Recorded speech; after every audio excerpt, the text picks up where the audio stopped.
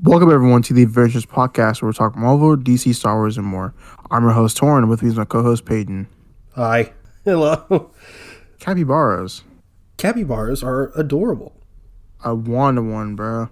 Get one. They're not illegal. Probably, maybe. No, they're not. They only cost $1,000 a piece as well. Only $1,000? Chump change. I know, right? I'm gonna get three. I'm gonna get three of them. Can I just have them live with me? You can come visit, man. But I want one. Get one yourself. I mean, they're a little pricey, to be honest. I don't know. No. I can't afford a capybara. Yes, you can. If you're able to buy the Xbox Series X and the PS5. Yeah, but like, all right, fair enough. Fair enough. Going online now to get some capybaras. Not really, but we got a great show for everyone this week. We're going to be talking about the Tim Burton Batman movies, and because this is the start of Batman month, just like we did Spider-Man, we're doing Batman all month in the lead up to the Batman early March 4th. I'm seeing it March 2nd, so that's exciting. I'm going to spoil it for everyone. Oh, wow. But yeah, so it's Batman month. We're going to be talking about the Tim Burton Batman movies. Sorry, this week's episode is a little late. My internet just decided to shit itself this weekend, and we couldn't record. So that sucks. But we also got the news of the week. We're going to be talking about some No Way Home Oscar controversies. We're going to be talking about some Kraven news, some low-key Daredevil news, some DC news, Book of Boba Fett, stuff like that. So let's get started. And as always, we're going to have time codes in the description or the show notes. So check that out if you want to jump around. Let's start with some Star Wars news. Andor Season 2 will reportedly start filming this fall, which is nuts. Not only is Season 1 not out yet, but like, if they're already working on a Season 2, they got to be real confident in this series. And I'm feeling real unconfident about this series. Like, I could not, as of right now, like we haven't even gotten a trailer, but like as of right now, I could not care less about this Andor show. Like why do I care? Like I like Rogue One, but did I need a solo series of Andor? Like, hell no. It's not clicking. So like they gotta be pulling out all the stops or this show is just better than I'm expecting for them to already be headstrong and like they're doing a Season 2 like already. Like we haven't even, Book of Boba Fett came out, it's done, and we haven't even gotten a word on that it maybe even might get a second season. so there's that. But like, next piece of Star Wars news. This is according to Bestman Bulletin. Rupert Friend, I don't know how to pronounce this dude's name, who played a hitman, is rumored to be playing the Grand Inquisitor in the Obi-Wan series. So the Grand Inquisitor has shown up in like fucking, I think like Clone Wars and like Rebels and shit. But so that's super cool that we're going to be getting the Grand Inquisitor in the Obi-Wan series. People are mad that it's not the voice actor who plays him in the animated shows, but if you look at the guy who they cast, he looks good. He looks fine. He seems like he can. He at least looks the part. But yeah. But next piece of Star Wars news: Ray Stevenson, who has played the Punisher in Punisher Warzone and Volstagg in the Thor movies, has been cast in the Ahsoka series as a villain who was an admiral, but not Admiral Thrawn. So he's just an admiral. Cool. Ray Stevenson is obviously a great actor. I'm excited to see what he does. Maybe he'll be like, I don't know, like Thrawn's right-hand man or something. Because we know the Ahsoka series will have to do with finding Thrawn and maybe even Ezra from Rebels. So that's very exciting. And, speaking of the Obi-Wan series earlier, we got a poster for it, and it's confirmed for a May 25th release, which is... It had been May 4th. I mean, it could have maybe should have been May 4th, but May 25th is apparently like the 45th or 40th anniversary of A New Hope. So it still works. We'll probably get like a trailer on May 4th or something. But I think previously, other than like speculation and, you know, Star Wars Day, May 4th, it was previously like it's probably going to come out like summer, like June or July maybe. So the fact that it's coming out May 25th is pretty sick. But last piece of Star Wars news, the Book of Boba Fett finale came out. And I know you haven't seen Book of Boba Fett, but if I may rant a bit. Oh man. Because I'm going to give my overall thoughts about like the entire series, because, you know, the finale came out or whatever. I have never been more conflicted about a television show in my life. I don't know how to rate this. I don't know how to rank this. This show is so all over the place and has such ups and downs. And it's like, as we've talked about, you know, throughout the episodes of this podcast, where I talk about the Book of Boba Fett, it's like the first episode, not great. I mean, it's fine. The second episode, fire. The third episode, not great. The fourth episode, fire. The fifth and sixth episodes, incredible. The seventh episode, I mean,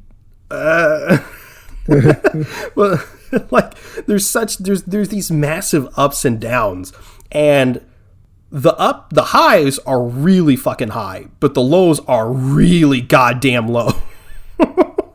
And it's like I can't help but like as of right now, I'm sort of settling around like a 6 out of 10. But this show, but part of me wants to give it like a 4 out of 10, because the only reason it's even at a 6 is because the 2 episodes that aren't even Boba Fett episodes. So like I feel like it's almost unfair to give it a 6 out of 10, because those I feel like those episodes shouldn't even qualify.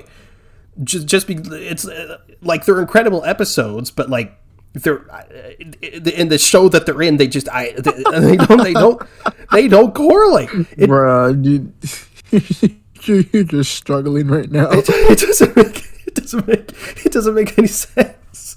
So like even though I think I like this show more than a lot of people, just already, because I like the direction they're taking Boba. I like the character development. Hell, I like the flashbacks more than the, I guess within the context of the show, present day stuff.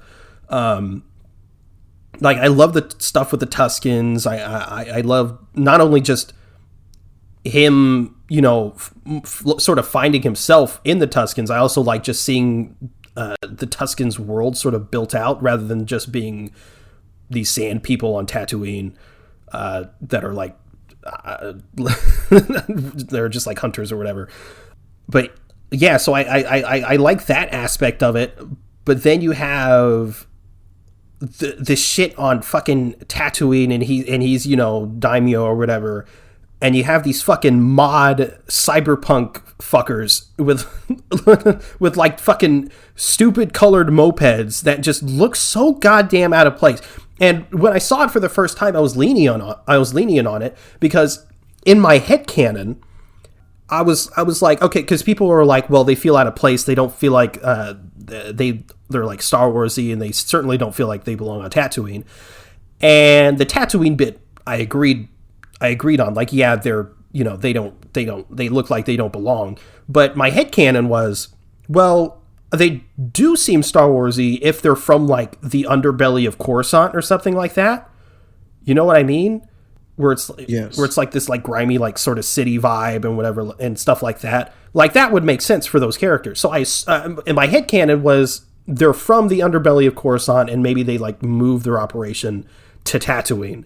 But then in the finale, the like the leader chick, she's all like, I grew up a couple blocks from here or whatever the fuck she said, like a womp scomp some fucking Star Wars shit. She was like, I grew up not far from here, and I was like, well, that just kind of destroys my theory. So they're from fucking Tatooine, and they just what?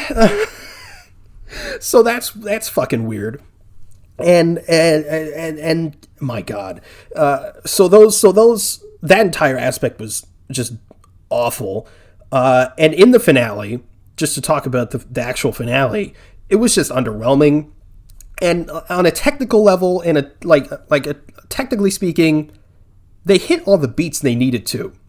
They had the big action, Mando was there, all the stuff from the previous episodes kind of came together.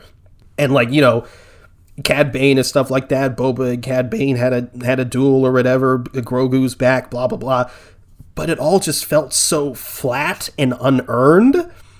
It just wasn't very good. And my entire TikTok For You page is this fucking dude doing this dumbass 180 or fucking 360 spin, whatever the fuck, for no goddamn reason.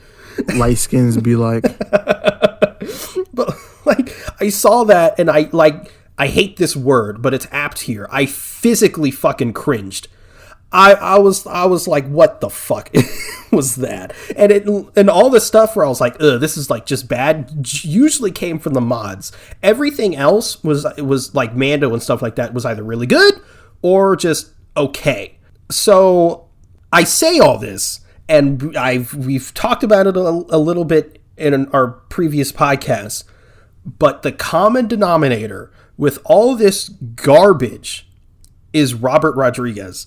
And I don't want to put all the blame on Robert Rodriguez because Jon Favreau still wrote the show, but Jon Favreau still wrote the good episodes, even the ones the episode 2, the ones in between the Robert Rodriguez directed ones, still written by Jon Favreau.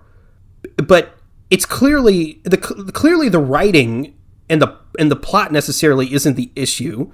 It's the execution. Because, again, episode 2 was awesome. Episode 1 and 3 sucked ass. And it's the same story. It's the same storyline. It's the same plot thread. It's the same everything. It's just directed by Robert Rodriguez. And, again, we've talked about it. But his directing in pretty much everything he's done always feels flat and just stilted. And again, in stuff like Spy Kids and Shark Boy and Lava Girl, his stupid kids movies. I say stupid, I mean I like them for what they are because that's what they are, kids movies. That shit works. But in something like Star Wars, when you have a Star Wars budget, you have fucking Disney money, and your shit looks like a fan film. That shit's wild to me. Wild. How, and it's clearly not the actual budget of the show, because again, episode 2 had the great fucking train heist sequence. You had obviously the Mandalorian episodes, which actually felt like they had a budget behind them, and hell, even the last episode, even though it was directed by Robert Rodriguez to an extent, you could see that there was at least some money put into this, but my God, even in the finale, everything just felt so flat. The action was okay, I guess. It's the only cool parts as far as the action goes in the finale. Boba and Mando had this cool moment together where they start going off on all the pikes, and I was like, that's pretty sick. And then Boba and Cad Bane's duel was really well done, I thought, as well. But everything surrounding that dumbass 360, the Rancor, the fucking big fucking souped up prequel, whatever the fucking those fucking things are with the shields, I can't think of the name right now. But I should see that, and I should be, holy shit, that is so cool. It's like the things from the prequels, except they're fucking souped up as shit. And it's it's Boba and Mando and all this shit. I should be this is so fucking cool. But I just did not feel like that because this shit was ass. Mm-hmm. And again, I feel like it just all comes down to Robert Rodriguez. Because you got the Bryce Dallas Howard episode, which is obviously fucking phenomenal. You got the Dave Filoni one, which is obviously incredible. And it's just the Robert Rodriguez ones that were just cheeks. And so, luckily, I feel like I'm seeing a lot of people online and stuff that are sort of coming to are coming to the same conclusion. So luckily, I feel like a lot of people are either the show was ass or the show was mid. But like a lot of people are like, it was clearly Robert Rodriguez.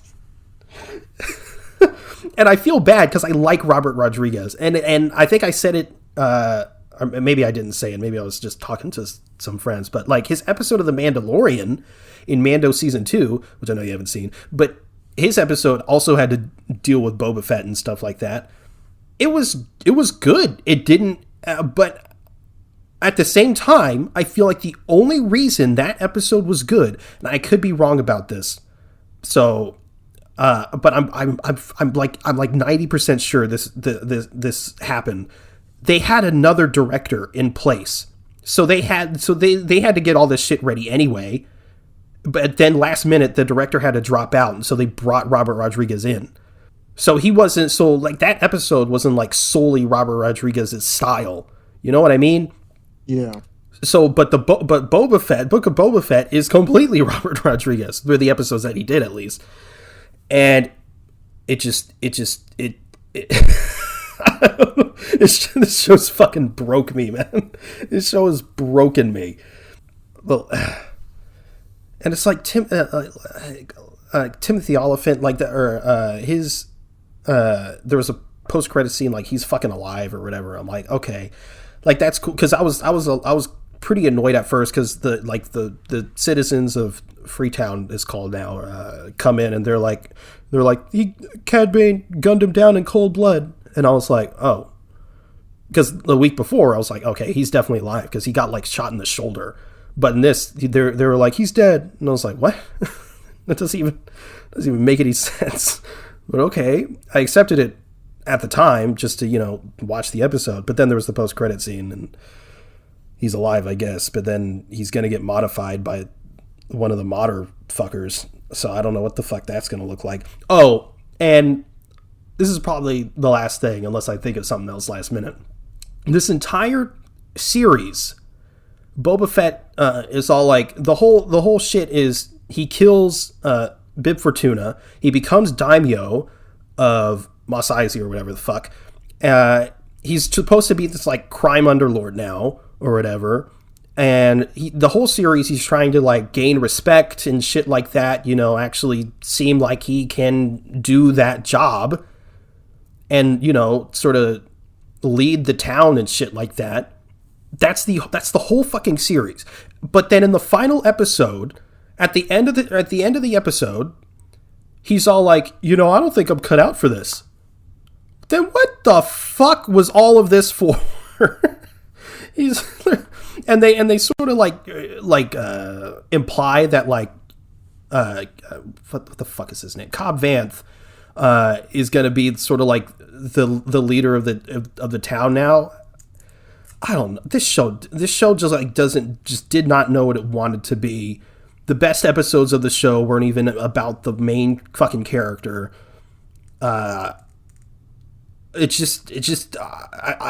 don't know, man. I feel like maybe the show wouldn't be as poorly received if they didn't sort of make it a Boba Fett show. I think what they should have done is like made it like a tagline of The Mandalorian.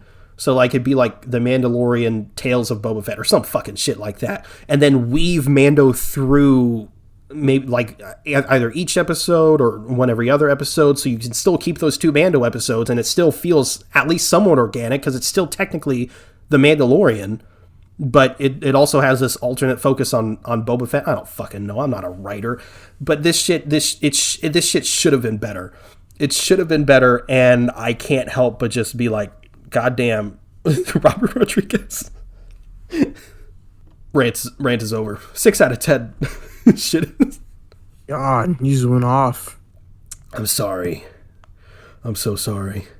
Damn. It's like, it's one of my least favorite Star Wars things, unfortunately, which I hate to say. It's still not like fucking bottom tier, like bottom of the barrel. It's like on the same, either on the same level or slightly below Solo.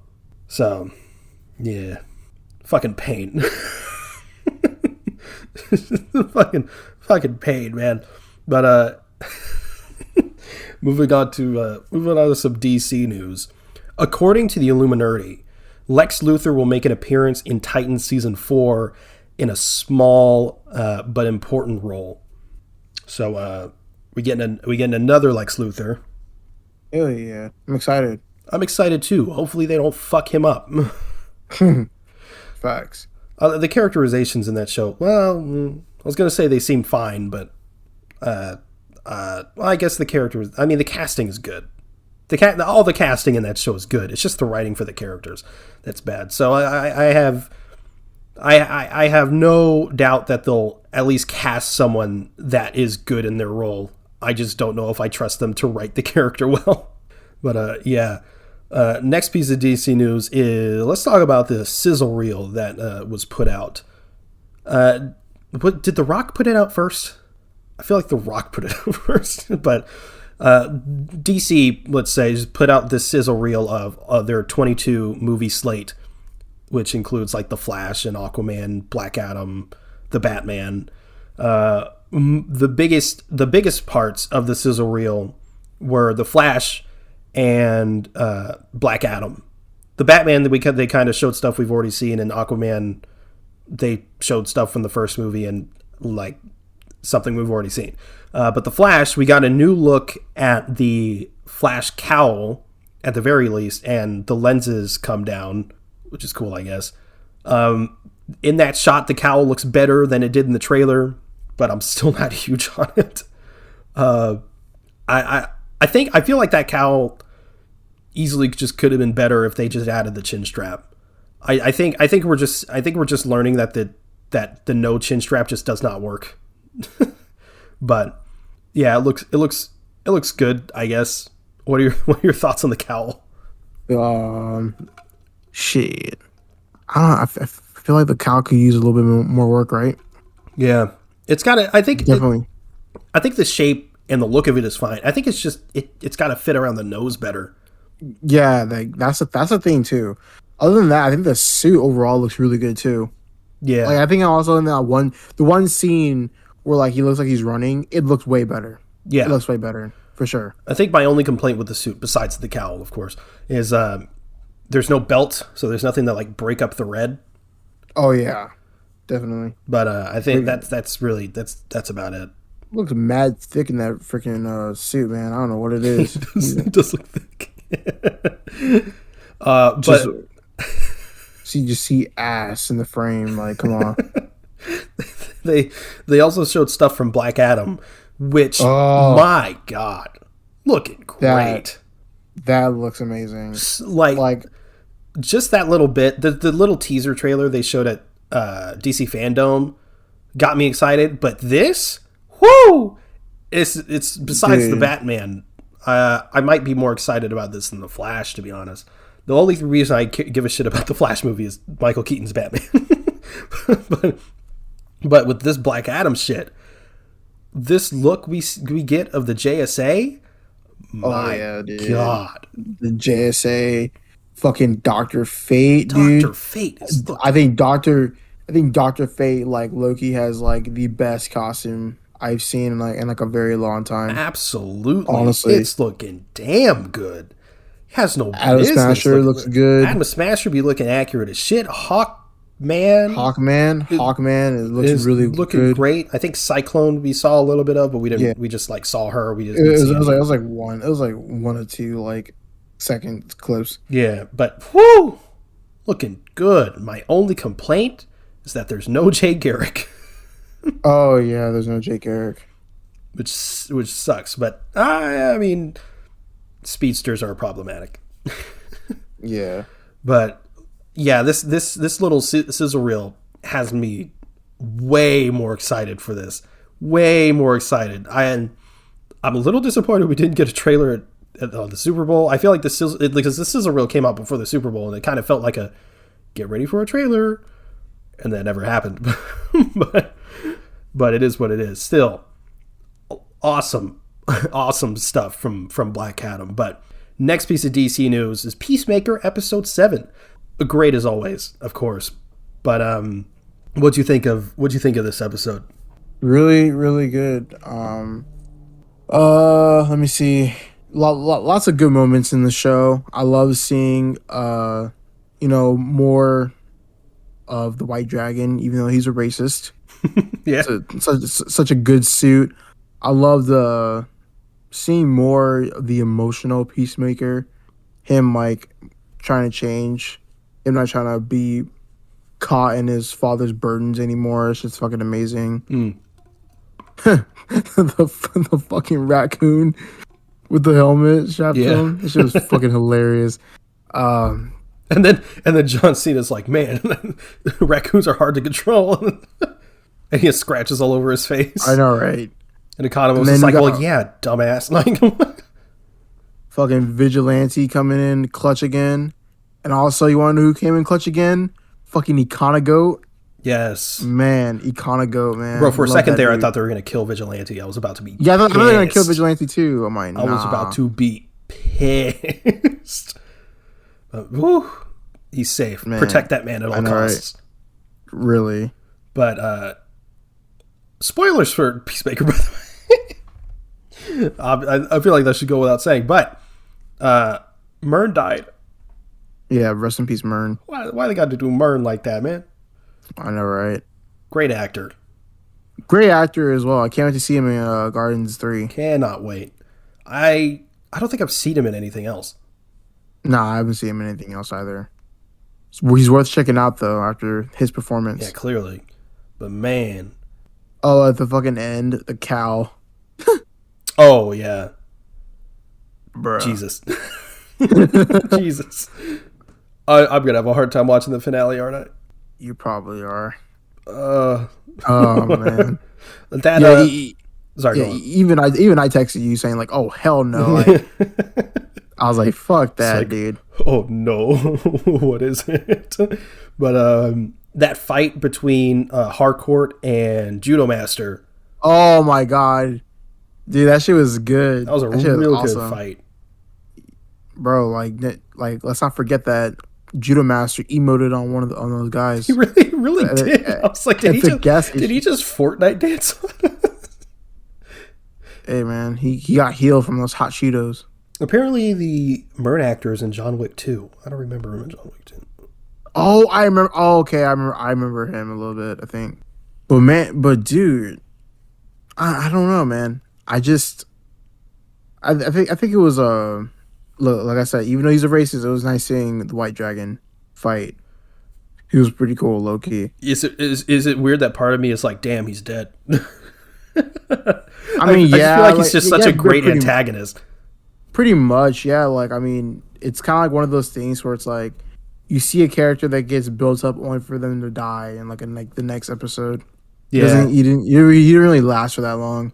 Yeah, is what it is. So had he like lasted like throughout like the finale, I wouldn't have like, it wouldn't have mattered to me.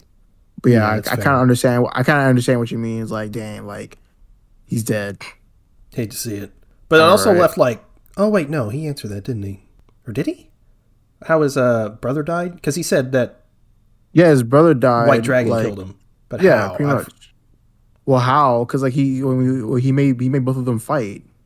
He made both of the brothers fight, and he was betting on it.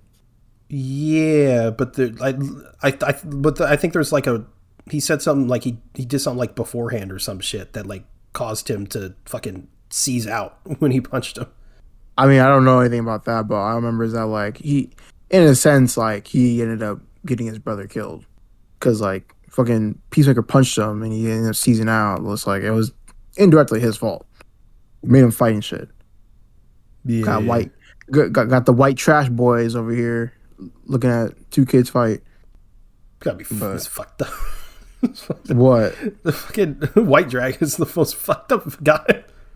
Did you see did you see the subtitles for the thugs? Nah, I didn't see the subtitles. I think one of them was like just like racist thug, and one of them was like white hood wanker and stuff like that. Oh yeah, okay, yeah, I remember that. James I was Gunn. like, God damn. Hey, at least they didn't say anything like, at least they didn't go with the N word. They sure could have. I feel like HBO wouldn't allow that. Yeah, no. But maybe they would. I don't know. They already pushed the boundaries with saying the F slur. Oh yeah, true. They did say that like a few times. Yeah, it was like 3 or 4 times. And we Like also in the know James episode. Gunn ain't opposed to using it in his movies. Yeah, no. But yeah, that's Peacemaker. Still a great show. Super excited for next episode, the finale. Honestly. God damn, we're eating good. Anyway, on to some Marvel news. Shang-Chi and No Way Home were nominated for Best VFX at the Oscars, which is awesome. But also, Eternals? Hello? Like, I'm sorry, but like, Eternals? The Suicide Squad? What the fuck? Yeah. like Shang-Chi and No Way Home had great special effects, but I'm sorry, Eternals and the Suicide Squad were above that. But, you know, it's the Oscars. They're always dumb as shit. But people are saying that No Way Home got snubbed for a Best Picture, nomination or whatever. People are saying, like, Willem Dafoe should have been nominated for Best Supporting Actor, stuff like that. My question to you is, one, should No Way Home have gotten a Best Picture nomination? I don't think so. Like, only because, like, here's the thing about No Way Home. I feel like, I mean, I haven't seen that many movies since, like, for like last year. Because I think there's definitely way better movies that deserve that title. I think, like, I don't know the categories. Like, I feel like, what was it, Oscars? Yeah. Because I don't watch that shit. Shit's, like, fucking pretty biased as fuck. It's always rigged, yeah. Yeah, I don't watch that. But I don't think that deserves to be, like, Best Picture, for sure. Agreed. If it was like anything else, like, supporting actor or like anything like that, like, I would like agree. But Best Picture, nah, there's definitely better movies. Yeah, like that are worth it. Absolutely. It reminds me of the whole Black Panther thing. Like, I'm sorry, Black Panther should not have gotten that Best Picture nomination. They only put it there because they knew they'd get a shit ton of backlash if they didn't.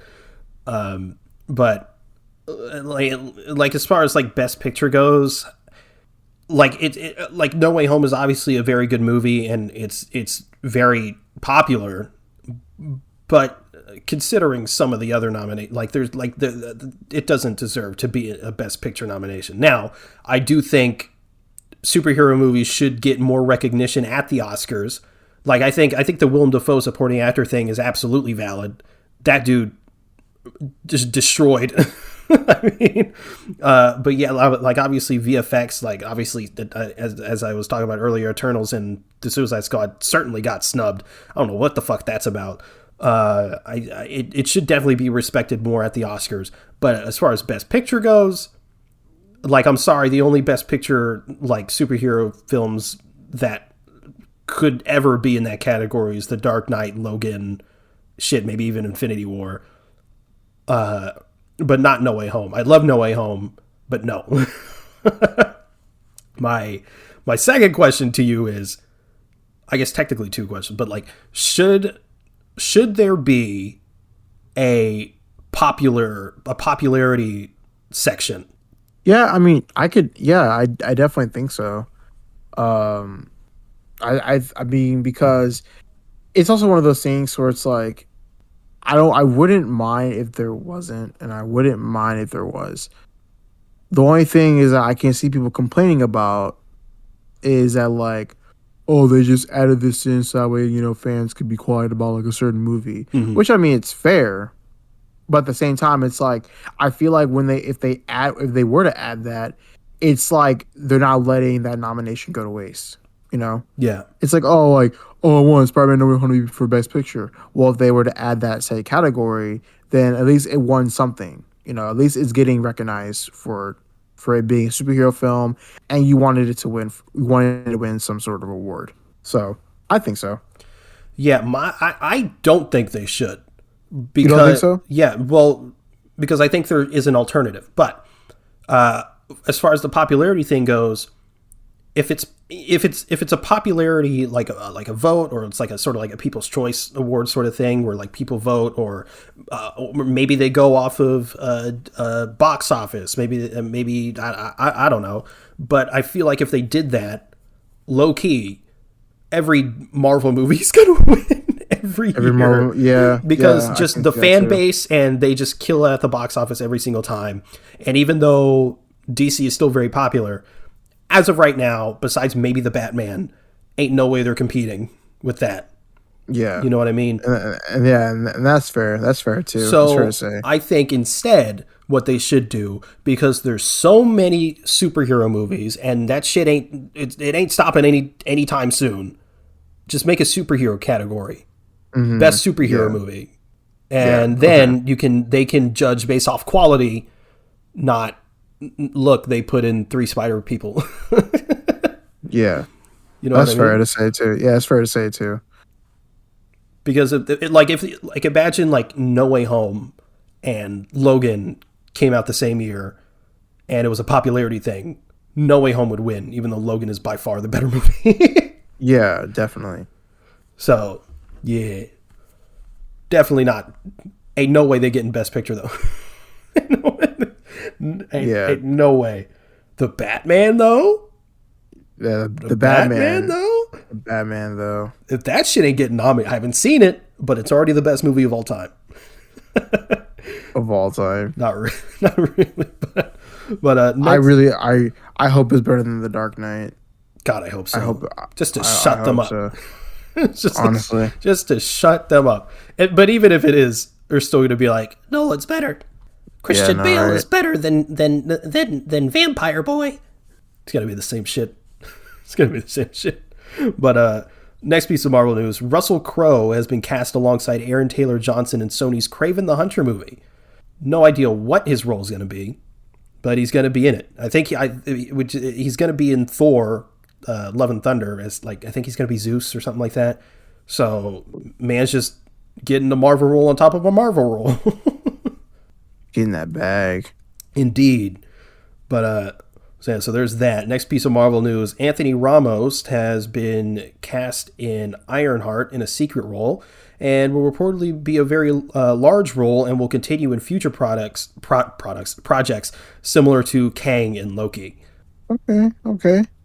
I don't know what this. I mean, I don't think what they're saying is it's like as big of a role as Kang, but more so like it is like a large, like a pretty big role, and he's just gonna be in multiple projects. Either way, I don't know what the fuck he's gonna be. I mean, it's Ironheart. I don't know what he. I don't know. I don't know that world. So either it's something outside of what I know of Ironheart, and they're putting it in Ironheart, or it's something within the Ironheart realm that I'm not aware of, and it's maybe a bigger deal than I know it to be.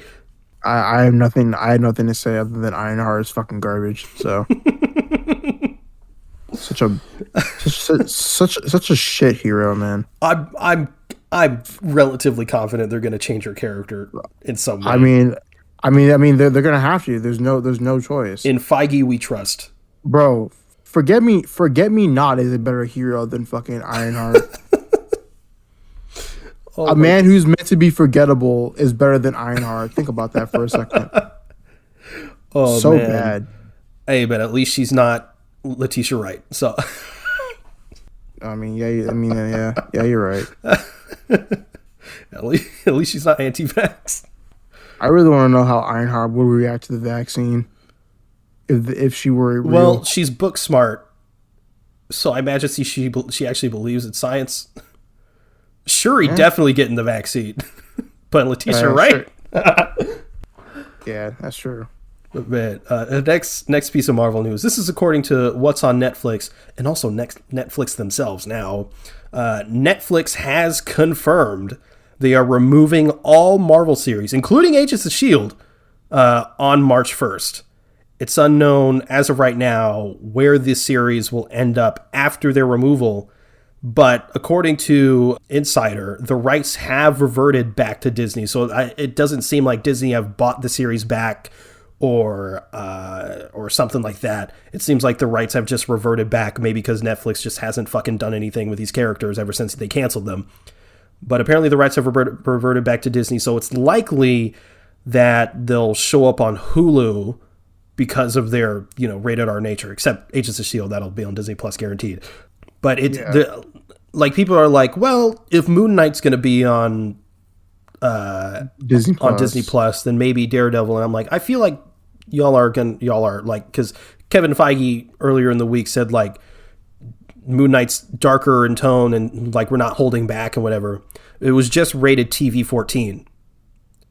Now, I'm not saying that doesn't mean it's going to be brutal, because we also know just from past shows you can get very dark and very brutal in a TV-14 program. Yeah, for sure. And people, but I see this argument comes up all the time whenever it's something's PG-13. Oh, it's going to be kid friendly and stuff like that.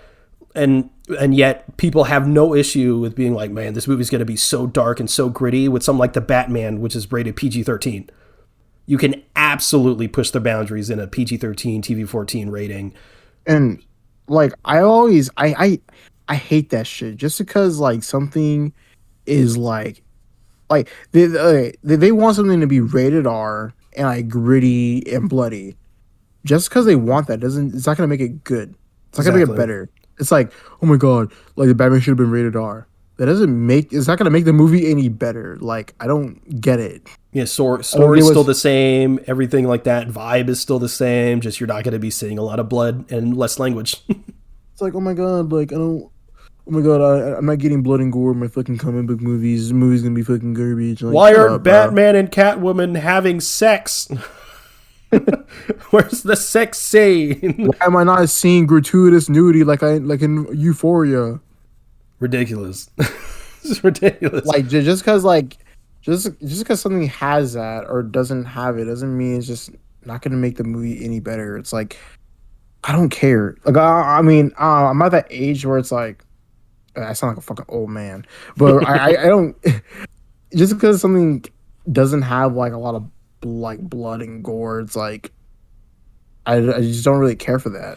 Yeah, and it's just the unfortunate like Marvel effect, because all those movies are rated PG-13. People associate the PG-13 rating with those movies, which are relatively family friendly.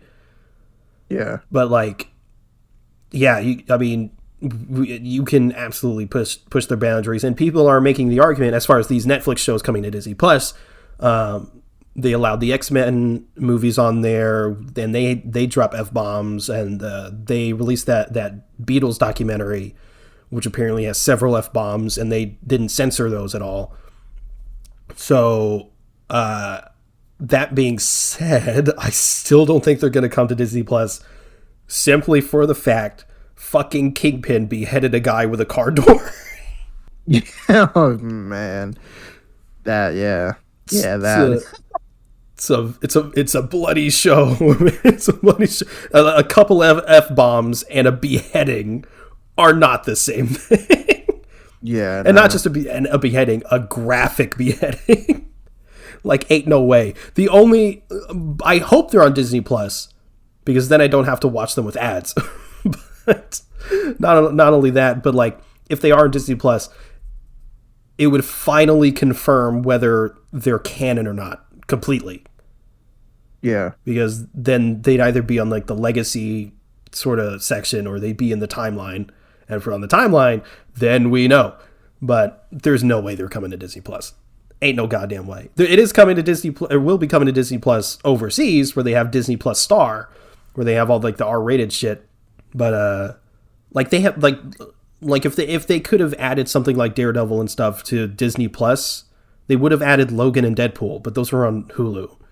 So yeah, they're going to Hulu. Yeah, they're going to Hulu. But apparently Disney will announce their new home, quote, soon. I don't know when the fuck soon is, because I feel like that was like a couple days ago now. But it's gonna be Hulu.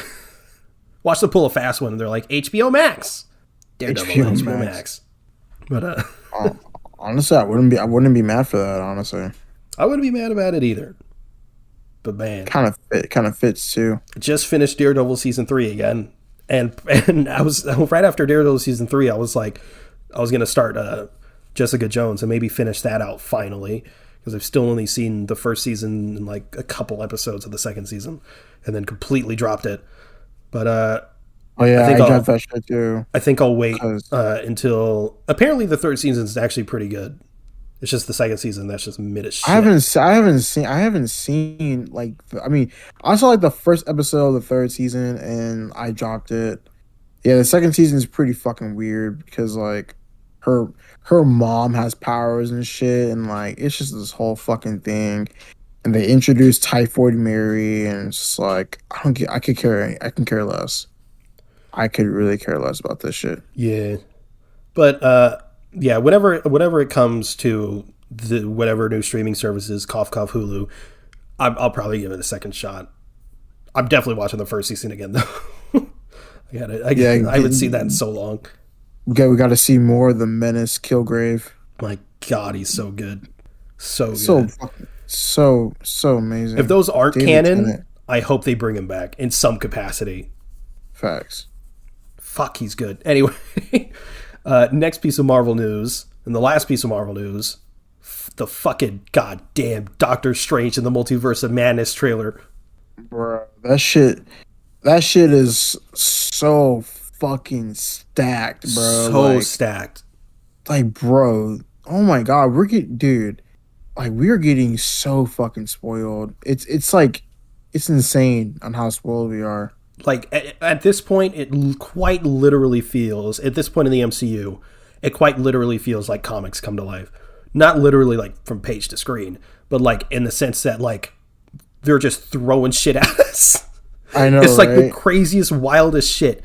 And in a comic, because everything's, like, drawn and you can, like, do fucking anything, essentially. Like, it's cool... But in like live action, and there's like fucking like millions of dollars in this shit, it's like, what the fuck is happening? Mm-hmm. But like this trailer gave us like way more than I was expecting. Way more than I was expecting. Including not just a tease of the fucking Illuminati. We got Ultron bots. And we got goddamn Professor X played by Patrick Stewart. Holy shit. Holy shit. Yeah. And this trailer also like essentially confirms that Wanda is the villain. Mm-hmm. Or at least a villain. Yeah, like a out of like 3 villains. Because we got Nightmare. We saw Nightmare in the trailer. Did we though? And we're seeing like, we did. Did we though? We did. That mummy looking motherfucker, that was Nightmare. Was he though?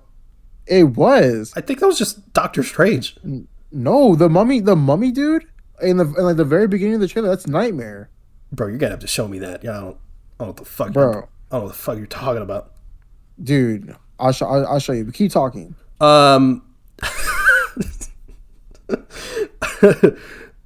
Yeah, fucking. We're getting stupid about this shit. Fucking, I barely even know where to begin. Like, fucking Sam Raimi. Sam Raimi's doing what he does best with that horror shit, dude. Bro, like, we're getting fucking America Chavez too. We're getting America Chavez. Apparently, we're like Monica Rambeau got her powers. Well, people are saying it's Maria Rambeau. Maria? Her mom. Yeah. Fuck no. With the screen, it really looks like Maria. Nah, bro, it's Monica, bro. It has. I mean, honestly, I don't mind. Because it seems to be a variant. Because there's no way it's going to be Monica, and she just. Like, it has to be Monica. No, because she has to like level up in the Marvels. Dude, no, she doesn't have to level up. Yeah, she does. She just got her. It's like so like low level right now. It'd be so jarring, and it's like the exact same powers as Captain Marvel, and then you just have two of the exact same person. Bro, dude, you know how easy it is to freaking have those powers, bro? Get blown up by the Tesseract? Yes. The Tesseract that's destroyed? Yes. Time travel exists. I mean, honestly, I guess. I don't know what to hear from anymore because people were saying, oh, yeah, this Captain Marvel, that's like Maria Rambeau, that's Monica Rambeau. And then, like, also, we're also fucking Superior Iron Man. Yes, people are saying, like, people are taking 2 screen grabs of that person, I guess. And people are saying one is Maria Rambeau as Captain Marvel, a Captain Marvel variant, and the other is Superior Iron Man that they edited to look like that Captain Marvel's to hide Superior Iron Man. It's him. I mean, Superior Iron Man definitely in this shit. I was on I was literally on the fucking set, so He's definitely in it, but also in the very dark looking silhouette looking Illuminati shit, you could clearly see fucking Mr. Fantastic. Yeah, you can. Yeah, Like you can, like it's. I mean, just the way his body looks alone, just kind of looks like Mr. Fantastic. But also, you can very, very faintly see the 4 logo on his chest. What the fuck, man? There's like zombie versions of Strange and Wanda. Like Wanda has a bunch of blood on her face, and they're fucking sick shot of just like going like into her eye and shit, which was such a fucking Sam Raimi shot. It's so Sam Raimi. There's Defender Strange. You got this shit where it's like zombie fucked up. I don't even know what the fuck's Strange. It's doing that like thing with like all the fucking arms and shit. Holy. Yeah, it's a lot. It's a lot of shit. It's a lot of but shit. But man, like I am like so. I'm so ready for this movie. Like I was like already pretty hyped about it, but after seeing that, my hype just got like the hype meter just increased. Like my god, absolutely. I'm just thoroughly excited for this. Oh, just man. I have no words. There was so much in this trailer that I know I'm forgetting something, and I'm gonna be pissed that I forgot it when I'm editing.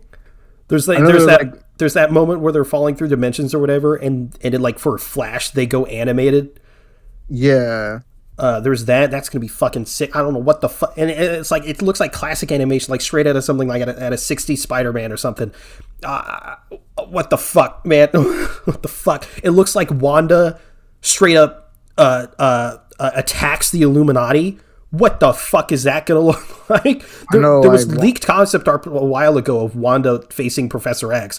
And speaking of Professor X, there's a theory that it's not X-Men movie Professor X. It's actually the 90s cartoon Professor X, because apparently in that, I haven't seen the fucking series, but apparently he fucking vanishes for no reason. And so now there's a theory like he vanishes to be a part of this Illuminati. Which would be so cool, but also even if it is just like X-Men Professor X, like regular Patrick Stewart, also cool.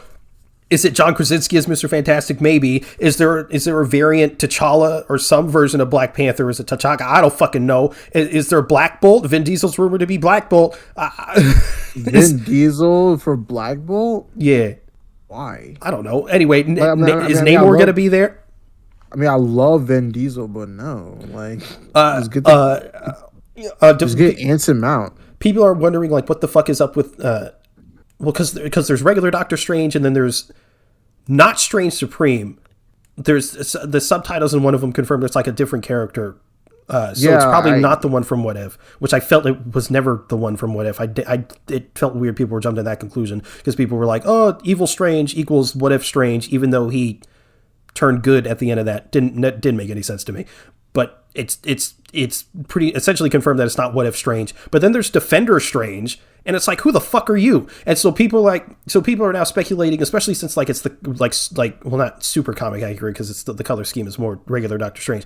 But people are saying Defender Strange is the Illuminati Strange, which would make sense. What the fuck? What the fuck is this movie? I know, right? The theories are off the fucking charts right now. And might I say, even though this movie got delayed essentially an entire year and there's reshoots and shit like that, the VFX, bruh, just give them their Oscar now. Oh my god, does it look good? Ultron bots. Yeah. Ultron bots. Crazy. I just May. It's all it is, man. May 6th, right? Yeah, May 6th. God damn. I could be wrong, but this is what I was talking about. This mummy-looking motherfucker over here. It's probably not Nightmare. It's probably not Nightmare, but I want it to be Nightmare. The fuck? What the fuck? There's so much in this trailer, bro. There's like, what the fuck is that? Could be like an illusion sequence, I guess, or something like like the OG Doctor Strange. I don't know either. I mean, it has like America Chavez, like tied up. She's like binded. True. And America Chavez, I don't know. Where does America Chavez fit into all this? I mean, I know she's like... Because like where you talking like where does she fit? Yeah, like just in the plot. Like I know her power set is dimension based and whatever. Yeah, but like other than that, what the fuck? What's her arc? I don't. I mean, I know she's new, so we're gonna have to see how she is. But yeah, she's definitely like she's gonna be Doctor Strange's guide to the multiverse. Because even Strange doesn't know about the fucking multiverse. No one really knows about it. Oh, and then they released a poster, and you see Deadpool at the fucking bottom. People were speculating it. I have no doubt in my mind that Deadpool is going to be in the movie. I expect that, but I don't know if that's him in the poster. No, it is. I mean, it could be. He's on set. Shut up. Shut up. Don't interfere with my headcanons. Not now. We talked about earlier this stuff coming to Netflix or whatever, and how like how they're not going to add the Netflix stuff to Disney Plus because you got Deadpool and like Logan on Hulu. Logan is leaving Hulu today. Oh man. Where the fuck is it going? What the fuck? Doesn't make any sense. What the fuck is going on today? I don't know. Then also in the Multiverse of Madness poster, you can see Captain Carter's shield. Captain Carter's shield. Yeah, you see like a Captain America star in like the top right, except it doesn't look like a shield. It looks like the chest. So there could be an alternate Captain America. Is that John Krasinski also? I don't know. There's two alternate rumors that John Krasinski is Mr. Fantastic and another one that John Krasinski is Captain America. And I don't know which one to believe. There's no way it's both. Unless it is. But, I don't know, man. We'll see. Breaking news. A Wonder Twins movie is in the works at DC and HBO Max. Hell no. They need to stop. Stop. What the fuck is going on with the fucking studios? Stop. It's just Wonder Twins. The thing that no one asked for. It's just Wonder Twins. Yeah. What are they doing? But aren't you excited for the Wonder Twins? No. Why not? I can care less about it. Wow. What'd the Wonder Twins do to you? Didn't they do the Wonder Twins in the CW crossover? Or was that something different? No. No, that was... No, they haven't done it yet. When Grant and... when Barry and Oliver were Terror Twins? They were twins of some kind. Remember that? In Crisis? Yeah, in Crisis. Crossover? I don't remember them being twins. Why, yeah, and they weren't literal, but their like duo name was the something twins. I have no idea. I think they're the Terror Twins or something. I don't remember that. Wow. The only thing I remember from Crisis is Ezra meeting Barry. Grant. Ezra meeting Grant. Only thing I remember from Titans. Titans, the crossover. What a great moment. And it was kept so under, like nothing, none of that shit leaked. What a fucking phenomenal surprise. That was so fun. That was amazing. Imagine we saw him in battle. True. They don't have the budget for that though. Facts. Marvel's really loving this shattering glass posters. Yeah, we saw that for No Way Home and for Doctor Strange. And WandaVision. There's one for WandaVision. True. But yeah, it makes sense. Wanda mid. Excuse me? Wanda mid. Bro, don't say that. The Wanda stands are going to come after you. Oh God, just trying to knock on my door right now. They're barging in. Anyway, yeah, that's the Multiverse of Madness trailer. Cannot wait for May 6th. Cannot come soon enough. Cannot come soon enough. Anyway, that is the news of the week, which means it's time to get into our topic, which is the Tim Burton Batman movies. Batman 89 and Batman Returns. Hip hip hooray. And of course, the lead up to the Batman. Let's start off with Batman 89, the best Batman movie of all time. Not really. But starting it off, Danny Elfman's score is unmatched. And to this day, in my opinion, remains the best Batman score. Fire. It's really, really good. So really good. Score. It's so good that they just used it for the animated series. Facts. But man, yeah, like these Burton movies probably have the most accurate, well, I don't, maybe accurate's not the right word to use, but like the Gotham feels like comics Gotham. You know what I mean? Like the Dark Knight trilogy felt like Chicago, and Chicago. It was like shot in Chicago. It's based on Chicago. It feels like Chicago. Except Batman Begins. Batman Begins Batman Begins actually has a solid Gotham, but for whatever reason, in the Dark Knight and the Dark Knight Rises, it didn't feel the same. And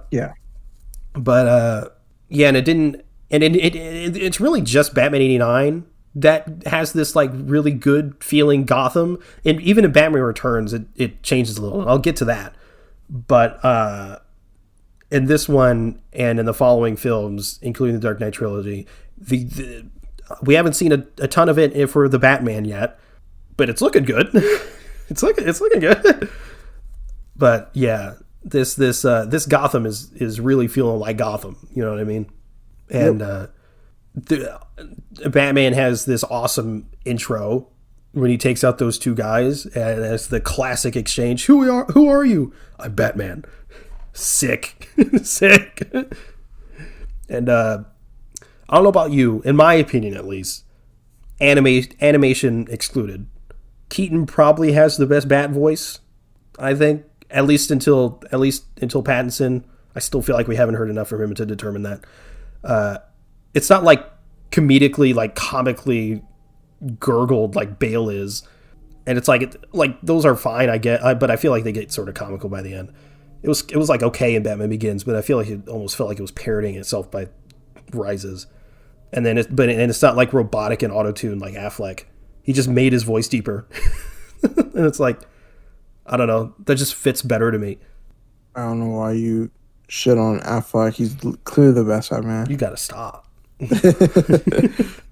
Yeah, I can understand where you're coming from. Definitely, Keaton has like the best Bat voice. Definitely, besides Christian Bale too, Michael Keaton is a good Bruce Wayne.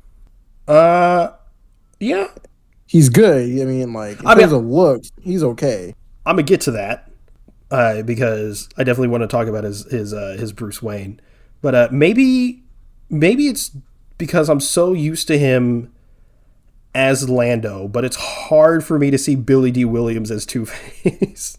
Like, he's not Two-Face, he's just Harvey Dent in this. But clearly, like they were probably planning to use him as Two-Face. Like Burton could have done a third one, but I think they wanted to go in like a different direction and shit. And Michael Keaton didn't want to do it without Tim Burton, so he dipped. But yeah, like I think he would have been like he's. I don't know if I like him as Harvey Dent either. I love Billy D. Williams, but like Harvey Dent, I totally forget that he was Harvey Dent in this one. Yeah, because it's just this one. It's just this one, and he's gone. Yeah, I don't know what happened to him. Although he did play Two-Face in the Lego Batman movie. Yes, the best Batman iteration. Vicky Vale, who's the love interest in this one, she's a good addition to the Batman mythos. Like I really like her, and I wish she was used in more of the movies. But it's pretty much just this one, and then she's nowhere else. Gone. But and obviously you got Jack Nicholson, who's a phenomenal casting choice as a Joker. What a great choice! Because 9 years before he was in The Shining. Indeed, he just Jack Nicholson's it, except not. And I'm going to get to that too, because I really don't remember him being so Jokery. For what I understand, I just remember him being just like Jack Nicholson. But other than that, like as much as I like Keaton in the role, I'm not okay. How do I say this? I'm not huge on his Bruce Wayne. It's not a bad. I don't think it's a bad Bruce Wayne. But I also think it's the weakest Bruce Wayne. Fair to say, fair. And it's I love the bit where he follows Nox and Vale into like his arsenal room. He just listens to them shit on him. like, look at this guy. This guy is fucking idiot with all his money buying armor and shit. And he's just like, oh yeah, yeah, fair enough. He's just behind them. Fucking great. I feel like that's something like Batman would do, because like Batman does have a sense of humor. He has some sense of humor, especially when he's like in Bruce Wayne mode. But yeah, I don't hate him as Bruce Wayne. He also, part of me just doesn't really feel, because he's supposed to be billionaire playboy, and he just feels like billionaire recluse. But it's not bad. Yeah. Yeah. I love Batman's design in this. Like I adore the design of the suit. That's just the yellow logo, the ears, the fucking everything, really. The cape. But I can't help but laugh when he has to turn his whole body to look in a direction. He looks ridiculous. Especially when he's fighting, or he's like looks like worried or scared. He just turns his body. And it's like, it works for the time, but man, it's crazy because like Bale had to essentially do the same thing in Batman Begins. Yeah. You had to do the same thing, except it was more subtle in that one. They did a better job hiding it, for sure. But yeah, Nicholson has a great Joker laugh. Like I didn't remember like how good his laugh was, and it's probably the best in live action. I don't remember I don't remember him like cackling as much, but like I was like listen to him, I'm like, damn, it's a good laugh. It's a good Joker laugh. Yeah, I think it's a little too good. Oh, something's up with him. You think Jack Nicholson be doing some jokering in his spare time? Yeah. Yeah, I think it's definitely a really good Joker laugh. Yeah, and like a lot of the shots in this fucking look so, like when Joker first goes to kill that guy that set him up, the way he looks like in the shadows, and it's like just as like silhouette, and you can like very vaguely see his face in the smile. Ooh! Sick. It's a great shot. It's such a sick, like it looks like the Killing Joke, because he even has like the hat on and shit. But it's a great shot. But I love the idea of the permanent smile thing. It's such a Burton thing to do. Like Burton has this weird thing for physical deformalities in his characters, but like it works great for this movie, and especially for Burton, like I said. But I'm also very happy it didn't carry over since then. It's definitely very corny. Yeah, or it would be in other iterations. Would be for sure. Yeah, but like, I don't know, sorry, go on. I can say like just imagine like watching like Joker, and he's like, yeah, I have like a permanent smile, or like imagine you see that in The Dark Knight, he just has like a permanent smile. Yeah, just ridiculous. Technically, in a way, he has a permanent smile. I mean, technically, because he's always smiling. But him like explaining it would just be like, what the fuck? Well, you see, I fell into this vat of chemicals, and just I have a permanent smile now. Does that make sense? No, but is what it is. But like, just I forgot how nuts the Nicholson version is. Like he also like weirdly also has seemingly has like the most accurate dialogue.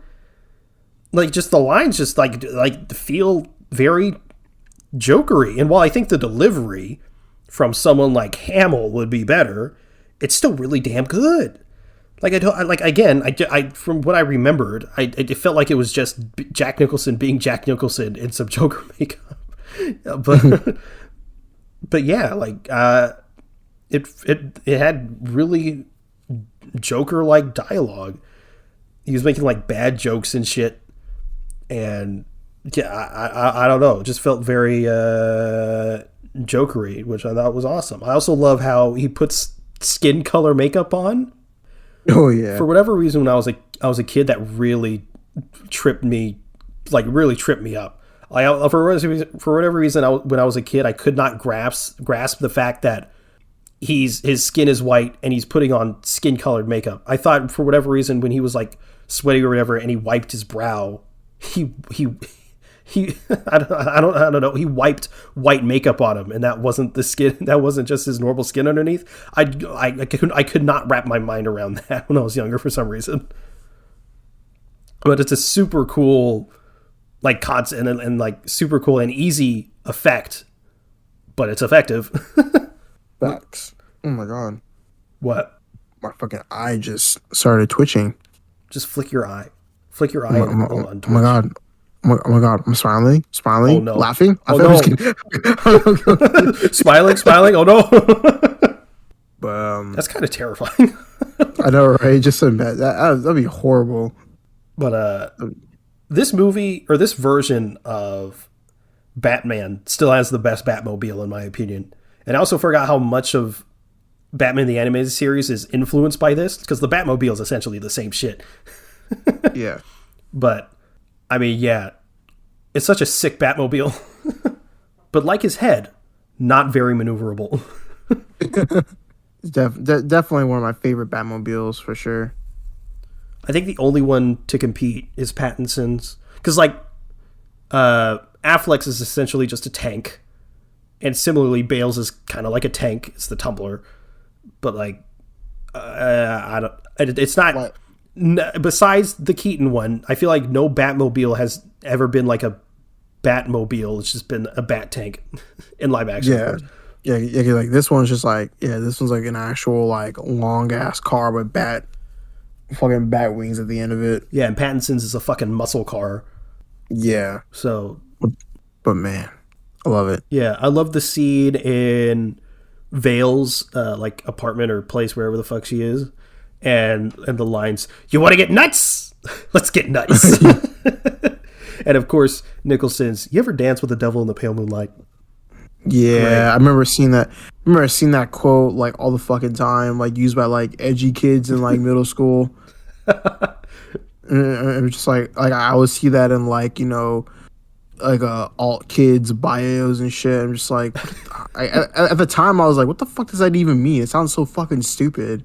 And then I watched this movie and I was like, it makes sense. Yeah, it makes sense. Yeah, like everything's coming together now. But now all that edgy kid shit is being replaced by quotes from the Joker movie. When how I got these scars? Why you so serious? I used to think my life was a tragedy, but now I realize it's a comedy. Oh fuck, man! The fuck was that line in the goddamn trailer? Oh, like all I have is negative thoughts and shit. you see like that shit, stuff like that. It's weird as hell. Fucking edgy. Yeah. So edgy and corny for people to use that. Yeah. But man, I had no thoughts about this movie. I think the movie is like really bad. I'm kidding. No, but honestly, I really had nothing to say about this movie. Oh, because you said it for me. I watched this movie like a few months ago, like 5 months ago or whatever. It wasn't that long ago, but I did see it like, you know, recently. The movie is really good. I really like the movie. I definitely like the design of this Batman for sure. Very comic book accurate. I like the ears the most. I think his ears are so good. Yeah, they're like they're not like, well, I guess they're kind of on the long side, but they're certainly not too short. Yeah, exactly. They're kind of like more middle in terms of like the look. For some reason, like for the time too, like I don't know, I feel like because of that costume alone, I feel like even in modern time, it still works. Absolutely. Besides the head turning thing. Yeah. Besides the head turning thing, but like it still works. I loved like you said, you know, Jack Nicholson's Joker, very chaotic, very crazy, very psychological in a way. His dialogue was great. I like the scene where it was like the Joker with like, it was like this like long ass table with his henchmen and shit. That was one of my favorite scenes. Yeah. And he shook the dude's hand with the buzzer and fired. Yeah, and he got disintegrated. I was like, holy shit. I was like, damn. I like that scene a lot. Also, I also like the ending. Yeah, but it's like if Heath Ledger's Joker is sort of like the crime boss, this Nicholson is just the insane motherfucker. Yeah. This one's definitely like an anarchist. Dude's fucking nuts. But like you. Like, what the fuck? His, like, when he pulls, like, the super long pistol out of his pants. I was like, holy shit. But also... It's so goofy in the best way possible. Number one, Keaton has the best bat plane, too. It's just straight up a bat. I mean, come on. Yeah. Amazing. Yeah, definitely. And you also gotta love the shot when the plane is in front of the moon. Iconic as shit. Yes. That's so iconic. Which, of course, they pay homage to in Spider-Man Homecoming. But, like...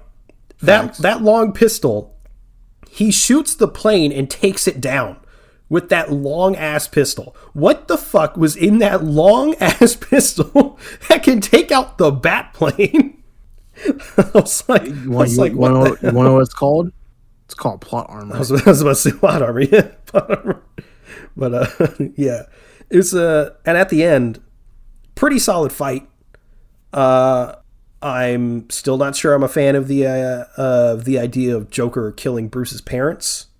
I think it works for the movie. I forgot he did that shit, didn't he? Yeah, because then Bruce puts it together because he says, like, I always kill my victims, or I always, like, say, you ever dance with the devil in the pale moonlight before killing people, and then there was a flashback, and the guy who killed his parents were like, you ever dance with the devil in the pale moonlight?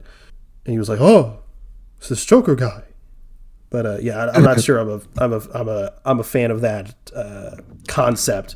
I think it works fine for this movie, but I think in terms of the lore, it's not right. Yeah, I think it's terms of the lore and what people have carried forward in like the Batman the Animated Series and comics since then.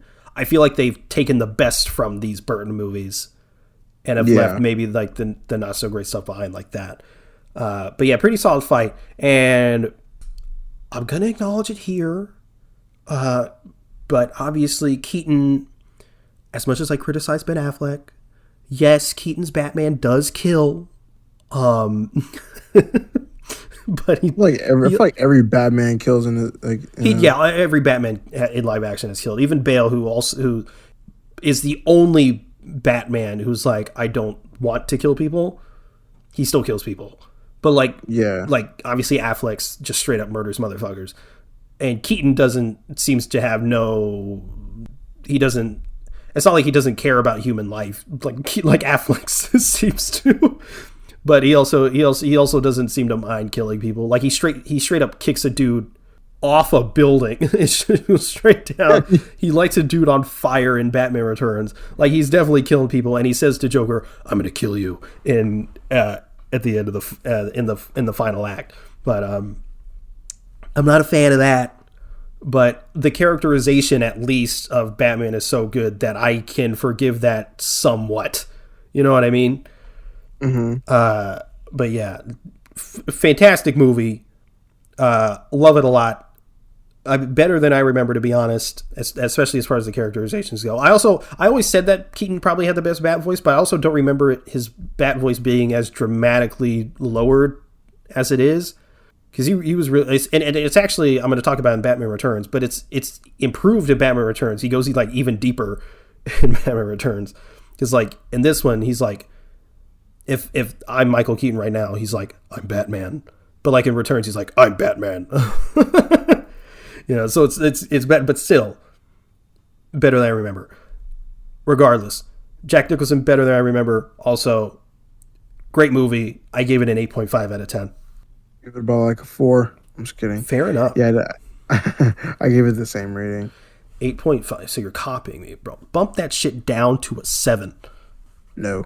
All right, fair enough. Batman Returns. Batman Returns. Fucking. So you haven't seen this movie like at all? Nope. Like not even like at all. Well, I mean, like that one clip he showed me, or I looked up. Yeah. All right. Well, Penguin's parents. Actually, hold on. I think I remember seeing like a little bit of Catwoman. Oh, you probably have. I mean, just generally speaking, you've probably seen something of Catwoman. Yeah. But Penguin's parents really just yeeted him off a bridge. They straight took a Penguin as a baby, straight tossed him off a bridge because he was deformed. Like, Jesus Christ. you know, like I'd turn into a villain too. Like, you know, like straight up toss him off a bridge. But like, Christopher Walken plays this guy named, I think his name is like what's his I forgot his first name, but his last name is Shrek. And Mike Myers ain't got nothing on the OG Shrek, Christopher Walken. And he's just playing Christopher Walken. Michelle Pfeiffer is a fantastic choice for Selena Kyle, but Zoe Kravitz is gonna kill that shit. Zoe Kravitz is gonna murder that shit. I still remember when Zoe Kravitz was denied the role of Catwoman in The Dark Knight Rises. Yeah, for being too urban. Yeah. Like, just say that she was black and move on with it. Yeah, just say it. Just say it. Just say she was too black. Beating around the bush. I wonder why, and again, I know you haven't seen it, but I wonder why a lot of the cast from Batman 89 just did not return for this movie. The guy who played the reporter Knox just is not in it. Vicky Vale is nowhere to be seen, even though she was the love interest in the first one. And they were like, I love you, or whatever. She's just not here. And they kind of explain it in this, and I'll get to that a little bit later when they do try and explain it. But yeah, if she's not in this, Billy D. Williams isn't in this. Commissioner Gordon is in one scene. He's like never seen again. Yeah. Like, I don't know, man. Well, I'll just talk about the Vicky Vale stuff now. Like, he says later in the movie that she left because she felt like he wasn't telling her everything or whatever. But like, and it's sort of implied that he's talking about Batman, but she knows he's Batman in Batman 89. And they even acknowledge that in the movie. I don't know what, I feel like it was just like they either just wanted to tell a different story with Catwoman, or maybe they couldn't get the actor. I don't fucking know. But it's such a weird thing that Vicky's just not in this. But yeah, he said that she left because he like kept secrets, but she found out it was his identity, and she was chill with it. I don't know. Maybe I'm thinking too deep into it, and maybe it's because I think Vale is just a better love interest for Bruce than Selena in this universe, which also might be an unpopular opinion. I don't know. A lot of people seem to like Batman Returns more than Batman 89. I don't know why, but here's what it is. Weird. And like I said about the Gotham and Batman 89 being good and it being sort of worse in this one, I don't know why, but this Batman Returns feels like and looks like it was filmed in a box. like it always feels like they're on some sort of like super like closed off set, and obviously it's Gotham. Like even in Batman 89, it obviously was, but like it still felt like some of it was outside to some extent. But like every scene in Batman Returns feels like indoors, or some like it feels like it's almost like a theme park or something. I don't know how to describe it, but if you ever watch this movie, I think you'll know what I mean. Like it looks like it's filmed in a box, especially in the first fucking scene. It doesn't. They're supposed to be outside, and it's supposed to. It looks sort of like it's supposed to be. I don't remember what it's called. Wherever they were in like Hawkeye with the Christmas tree. You know what I mean? Oh, like a ice rink? Yeah, but no, just sort of like that area with like the Christmas tree, and it's sort of like in its own little square. Is it Rockefeller Center? Yeah, I think so. They sort of have that thing going on there, and it just does not feel real. Like it's supposed to be. Gotham is like a bunch of skyscrapers, and it just, I don't know. It just didn't feel as good as Batman 89. I don't know why.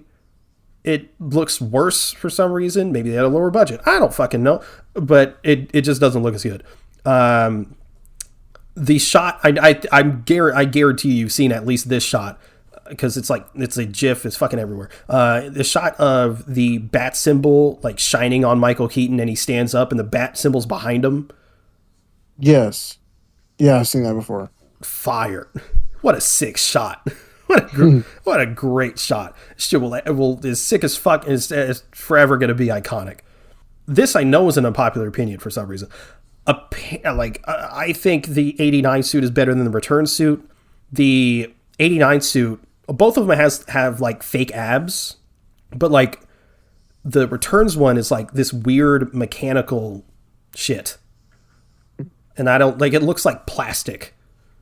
And I don't think it. I don't think it looks great. but it is what it is, and it's weirder too because later in the movie, like Catwoman straight up like stabs him with her claws, but like, how was she even able? He literally took bullets in Batman 89. And you're telling me that Catwoman just goes, yeah, and then shakes him through that suit? Did his suit get worse or something? I don't know.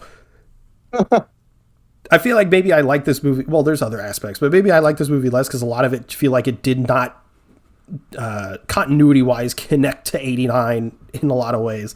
But Danny DeVito is obviously a great casting choice for Penguin and should be the next Wolverine. I was just thinking that too. Yeah, because he should be the next Wolverine. Where's that position at? If there isn't one, I mean, there definitely is one. But if there ain't one, we got to make one. But obviously he's a great choice for Penguin. But I don't like the whole mutant gross aspect about the iteration of the kid. Like I don't mind too much because it works for this universe. And it works for Tim Burton because, again, he has a weird thing for deformed people. But, like, it's just, he's so gross and slimy and weird. I don't like it. What? I am flabbergasted at what you're saying. What do you mean? No, I'm just like, what the fuck? Like, what? He's slimy? Yeah, he's slimy. You haven't seen this shit. He's slimy and gross. He's always like making these weird sounds and stuff, and there's a scene where he's spitting up like black stuff. He's like eating raw fish. Oh yeah. Okay. I remember his iteration now. Looks fucking awful. when he's like in the earlier scenes when he's like on the surface and he's like sort of has the city has the city's sympathy, and he sort of has like some classic Penguin garb on. He looks great. He looks really good. He's got the pointy nose. He's got top hat on, but other than that, and he starts fucking like gurgling and shit. Yeah, it's so weird, man.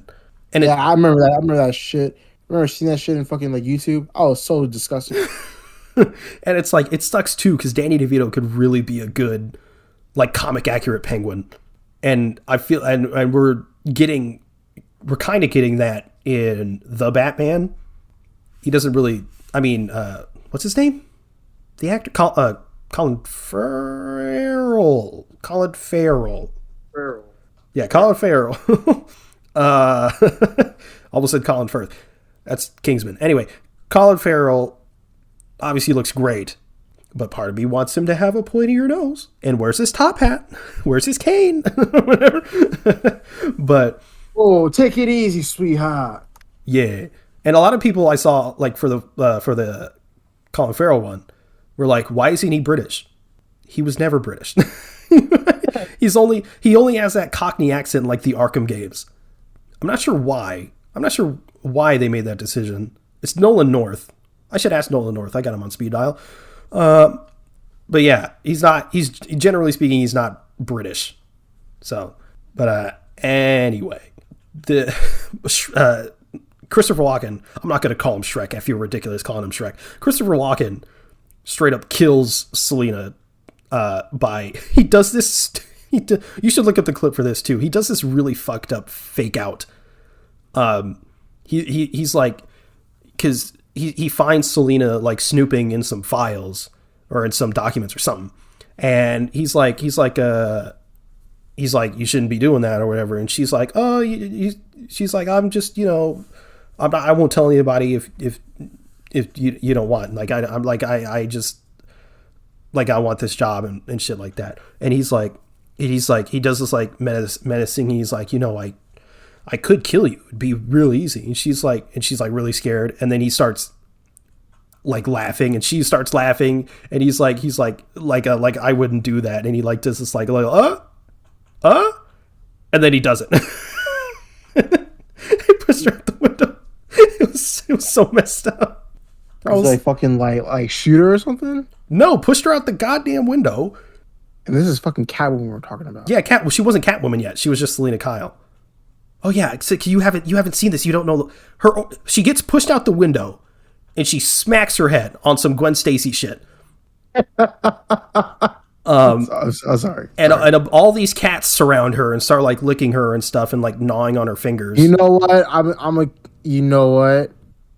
I've seen, like, now that you're mentioning it, I've seen some of these scenes more than I remember. Actually, okay. Well, okay. We'll take. She's okay. Because they literally not parodied it, but they essentially tried to replicate it in Wonder Woman 84 with Kristen Wiig. Yeah, how she's like the nerdy character, and then she gets her wish, and then she's like, oh, cheat or whatever. So she's like this nerdy, like, oh, sorry, Mr. Shrek, and whatever. And then she falls out the window, and then she's very clumsy and dorky. Yeah, and then she falls out the window, and then all of a sudden she's like this. She's this fox, this vixen, and she's like she's talking all sexy and shit, and she got the the rubber suit on. Yeah, I remember her fucking suit. It's fucking ass. It's like it's not ass. It is ass. It's better than Anne Hathaway's. Let me see this shit, because what if I remember correctly, wasn't that shit like all like stitches and all that shit? Yeah, it's like sewn together. That's just ass. Well, because she literally sews it together. I don't give a fuck. It's just ass. I can do better job. No, it is. It is totally not. No, it's not. It's horrible, dude. Look at that. Listen, dude. Look, is it a little over sexualized? Yes. Is it? No, I don't want to see the stitches. It looks horrible. Well, she stitches it to get out of where is she gonna get a cat costume? Dude, I don't give a fuck. It works in the content. You just gotta watch the goddamn movie. No, I mean, after watching Brooklyn Nine-Nine, just watch Batman Return. It's 2 hours. It's not even that long of a movie. And yeah, that 2 hours you're not gonna be watching Brooklyn Nine-Nine. What have I done? What have I done getting you to watch Brooklyn Nine-Nine? What have I done? Yeah, this is your fault. Oh no. But okay, outside of the suit, Michelle Pfeiffer has a great Catwoman voice. She does yeah. Maybe that's why you hate it, because it gets you bricked up, and you don't want and you don't feel like getting bricked up in a Batman movie. But there's a point in, I think they fight for the Batman and Catwoman fight for the first time, and they stand there for a second, and Batman straight bitch slaps Catwoman off a building. God damn, that was so funny. she bitch slaps her. It was so funny. But maybe I'm a bitch, but the sexual Catwoman stuff, this Catwoman very like, I know that's part of her character, but she's very sexualized in this shit. And it makes me uncomfortable because she like, I'm sure you've seen this clip too, where she like straight licks Batman's face. Yes. There's that. She like has this weird, it's not real sexual tension. She's just playing him, but like this weird sexual tension with Penguin. That's just, it's weird. It's weird, and I don't like it. I mean, it's Catwoman, so like part of me is like, of course, but the other part of me is like, this is maybe a little too much. She puts a bird in her mouth, and it's like, I get it, she's a cat, but it's weird. It's also Tim Burton, so maybe I shouldn't be surprised. I don't know. It's weird. Michelle Pfeiffer's great though. I do like, because Bruce Wayne and Selena Kyle are about to like hook up, and they see this shit on the news with like Penguin or whatever, and they're like, oh shit, they gotta leave, and they don't know each other's secret yet, and they both freak out and gotta make an excuse to leave, and they both have this interaction with Alfred. So I didn't even talk about Alfred. He's awesome. He's great in this, in both of these. Definitely not. He's not as snarky as Batman the Animated Series, but you can kind of tell that he may be. But anyway, Bruce Wayne is like, hey, can you tell Selina I had to, I don't know, go out of town. Don't tell her that. I tell her I had a meeting, and then he's like, why don't you? And Alfred stops him. He was like, I'll take care of it. And then he goes to tell Selina, and Selina's like, I'm so sorry. I have to leave. Can you tell Bruce that, I had to, get some work done. I had to, do you know poetry? How did you, maybe you could, any, and Alfred's just like, I got it. Just leave. But, sometimes people got to realize, because I see some Keaton fans, some Keaton Batman fans that love these movies a lot, and I get it. But I feel like sometimes people got to realize how campy these Burton movies are, because people give shit to the Schumacher movies, which we'll get to next week. People give shit to those for being super camp, and these are some super serious, dark and gritty movies. They're not, because I sent you the clip before we recorded. Batman and Catwoman are fighting. He straight up says, "Eat floor," and just takes her down to the ground, and then said, "High fiver." What? What was that? What was that? I don't know who wrote the script, but that's just weird. It was so weird and out of place. And Batman, it's not like Batman doesn't do one-liners. You see it a lot in Batman the Animated Series. But the fuck was that?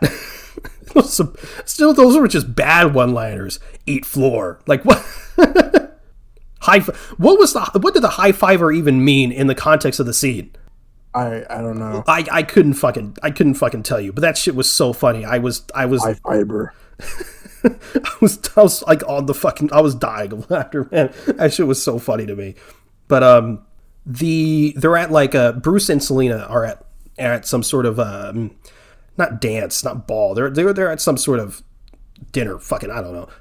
But there was some dancing, and the scene The Dark Knight Rises, because they sort of pay homage to it in The Dark Knight Rises, and they're sort of dancing or whatever, and they both say a line that Batman and Catwoman said to each other earlier in the movie, and it was really well done. It was actually really, really well done, how they figured out each other's identities. I was like, oh, that's nice, actually. That's really good. But they both, and they're like, damn, do we have to start fighting now? And Bruce is like, I mean, shit, no, not really. I didn't want to fight you in the first place. But they leave, and they go to, fight Penguin and shit. And they also, Shrek's there too, because Shrek turned on Penguin, and they defeat Penguin, and and Catwoman goes after Christopher Walken, and he's about to, she's beating up on Christopher Walken, and Batman's trying to get her to stop or whatever, and he takes off the mask, and Christopher Walken is like, Bruce Wayne? Why are you dressed up like Batman? I was like, bruh, what the fuck? I mean, but the Catwoman does say, "'Cause he is Batman, you idiot." But I'm like, he should have still known that. I know, right? Why would he even be there? And why would he be trying to stop her in a Batman suit? Just put the pieces together, man. But Catwoman gets shot 2 or 3 times and survives. And then she straight up tases Christopher Walken with a kiss. I don't know how she survived that. I don't fucking know, man. This movie's Well, like she's a cat. 9 lives. that still doesn't make any sense. But It like, does. well, it will technically. Well, no, she does. They sort of play it off like she dies, but then she's alive by the end of the movie. But like, yeah, honestly, I'm not sure why people think this movie's better than Batman '89. Like, I like it, don't get me wrong, but they might as well have called this movie Catwoman and Penguin, because they take up the bulk of the movie, and like, there's barely any Batman in a Batman movie. It's a lot of Penguin, Catwoman, and a little bit of Bruce Wayne, and even less Batman. I think it's a lot slower than the first movie, and it feels significantly longer, even though they're basically the same length. But I don't know. Because it's boring. It is a little boring at times. Yes, indeed. So I don't really understand why people think it's better than Batman '89. I don't know. But overall, it was still a solid movie, but in my opinion, it was still a downgrade. So I gave it a 7 out of 10. But I never seen the movie fully, but I'll give it a 4. fair enough. Shit movie. You know, this movie is the reason why I'm not excited about Keaton coming back in The Flash. It's going to be ass. Really? No. I'm fucking stoked. Oh, he's going to be in Batgirl too. There was those Batgirl set photos and he's there in the... Oh my God. I'm excited. I'm so excited for that shit. But yeah, that is the Tim Burton Batman movies. The Tim Burton Batman movies. Can't wait to see the Schumacher ones with bat nipples. Hell yeah. Gotta love the bat nipples. But yeah, of course, like you said, we're going to be back next week with the Schumacher Batman movies. Are they better than people say? I think Batman Forever is underrated, but I also haven't seen it in a long time. So will that opinion hold up? Find out next week on the Avengenerds podcast. No. Is that the show? That is the show. All right. Well, thank you for listening to the Avengers podcast. If you want to follow us, we're at Avengers on Twitter. That's AVENGE Nerds, all one word. If you want to follow either one of us, you can reach me at itszenith_ on Twitter. Where can they reach you? At Torrentino on Twitter. Awesome. Well, we have a Discord if you'd like to join the conversation there. Those will be linked in the show notes. You can also check out our link tree for any additional links you may be interested in. You can also review the show in-app on Apple Podcasts. If you could leave 5 stars in a review, it would really help us out. Thanks again for listening to the Avengers podcast. We'll see you next week. Later.